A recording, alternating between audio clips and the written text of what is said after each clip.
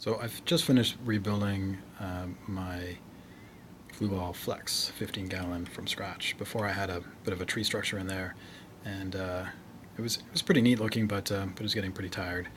I've been looking at it on my desk for nearly a year, so I decided to tear it down and rebuild it from scratch. Now I'm looking at a kind of a more classic island type idea with one big feature rock, some smaller rocks around it, and a hollow cork log, which is pretty neat down there in the bottom right. Um, Usually, when I post videos of my tank, I also get a lot of questions about the plants. So I thought this time, since I had them all in front of me, I would show everyone what plants I used and kind of where as I went through this video. So I'm going to start on the bottom right here and take a look at this grass. So this green grass is pretty cool looking. I'm hoping it grows in pretty well. Um, and that is this Eleocharis plant right here. And then right in behind there is towards the back, about halfway back, is a cryptocoryne. Let's see if we can get a better shot of it from the side. Let's see. And so there he is right there. So there's a couple of leaves leaning against the glass. They're a little bit buried right now, but they should grow up from the gravel. And then right behind is that reddish plant, or that red plant, is a Rhynoki mini.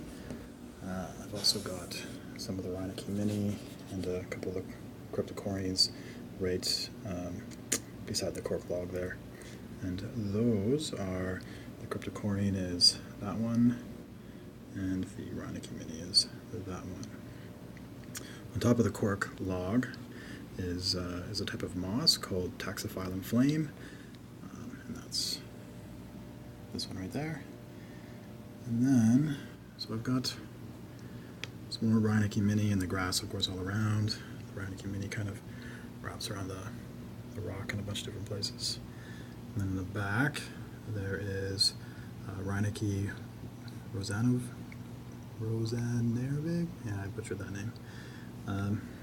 That's that one there. And then on the rock itself, there's a few different plants. The pale green is called hydrocotyle. So that is that one there. And that one's supposed to be a carpeting plant, and I'm hoping that it'll fill in and kind of cover the rock quite nicely. It's supposed to grow fairly compact as long as you physically press down on it periodically, so we'll see how that goes and see how that looks. And then the other plants on there are both Anubias. One's Anubias petite, which is the small one up at the top. It's kind of scattered around. And then the larger leaved ones are a different type of Anubias called Anubias barteri. I'm assuming that's a variation Nana, and that's those two guys there. And then right in the back, you can kind of see there's a bushy, brushy plant with a red top back there.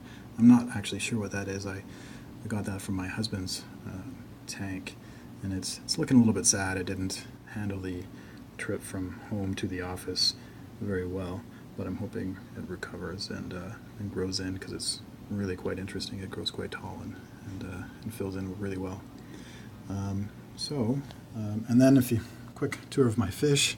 There's some dwarf quarries, some galaxy rasboros, or also known as celestial pearl danios. My betta was around here somewhere. I don't see him. Up at the top are some. Oh, where'd they go? Anyways, there's one other smaller type of schooling fish, and then there's a bunch of shrimp. And my betta has somehow managed to find a hiding spot already.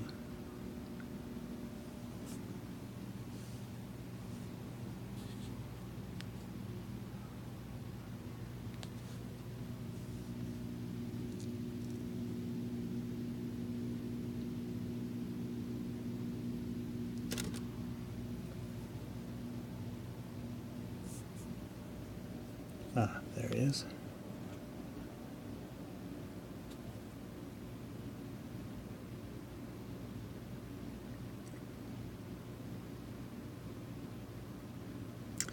So I've also made it so that there is a gap underneath where the rock leans up so they can go under there.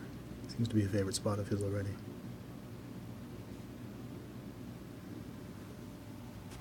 Anyways, I will post various updates as the tank grows in. Thanks for watching. Bye.